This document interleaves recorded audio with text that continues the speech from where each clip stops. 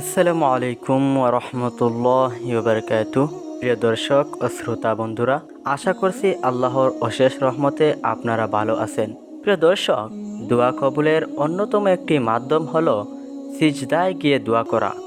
নবীজি সাল্লাল্লাহু আলাইহি ওয়াসাল্লাম সেজদায় গিয়ে বেশি বেশি দোয়া করতেন, কারণ রুকু ও সেজদায় বান্দা আল্লাহর অনেক কাছাকাছি চলে যায়। এ কারণে রুকু ও সেজদায় আল্লাহর কাছে বেশি বেশি দোয়া করা এবং বেশি বেশি ক্ষমা প্রার্থনা করা, যে দোয়াগুলো নবীজি সাল্লাল্লাহু আলাইহি ওয়াসাল্লাম সেজদায় গিয়ে বেশি বেশি করতেন, আমরা এই দোয়াগুলো আজকে আপনাদের সাথে শেয়ার করব। খুবই গুরুত্বপূর্ণ ভিডিও, তাই সকলকে অনুরোধ করব ভিডিওটি শেষ পর্যন্ত দেখার জন্য। আমরা যখন সেজদায় চলে যাই, তখন মহান রব্বুল আলামিনের সব থেকে কাছে চলে যাই। তখন যদি বান্দা দোয়া করে, তখন মহান আল্লাহ তাআলা সেই দোয়া ফিরিয়ে দিতে লজ্জাবোধ করে।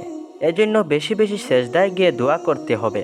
রাসূলুল্লাহ সাল্লাল্লাহু আলাইহি ওয়াসাল্লাম বলেছেন, তোমাদের যাহা কিছু প্রয়োজন হয় তোমরা মহান রব্বুল আলামিনের কাছে চাও।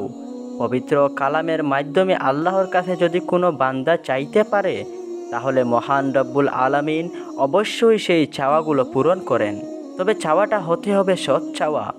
মহান রব্বুল আলামিনের কাছে যদি আপনি সঠিক আমলে সঠিকভাবে যদি চাইতে পারেন, তাহলে অবশ্যই আপনার দোয়াগুলো কবুল হবে।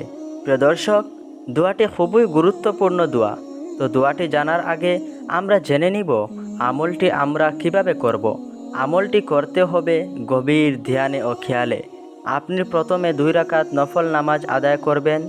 তারপরে আপনি 3 বার দুরুদে ইব্রাহিম পাঠ করবেন। এরপর 7 বার এই দোয়াটি আপনি পাঠ করবেন। দোয়াটি হলো সুবহুন কুদ্দুসুন রব্বুনা ওয়া রব্বুল মালাইকাতি ওয়ার রূহ। দোয়াটি আমি আবার বলছি, সুবহুন কুদ্দুসুন রব্বুনা ওয়া রব্বুল মালাইকাতি ওয়ার রূহ।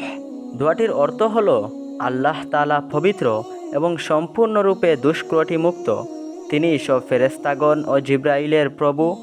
মহান রব্বুল আলামিন আমাদের সকলকে এই ছোট্ট দোয়াটির উপরে সঠিকভাবে আমল করার তৌফিক দান করুন, আমিন। প্রিয় দর্শক, এমন সব দোয়া, মাসআলা, কুরআন তিলাওয়াত, ইসলামিক ভিডিও পেতে আমাদের সাথে থাকুন এবং দিনের উদ্দেশ্যে আমাদের ভিডিওগুলো বেশি বেশি শেয়ার করুন।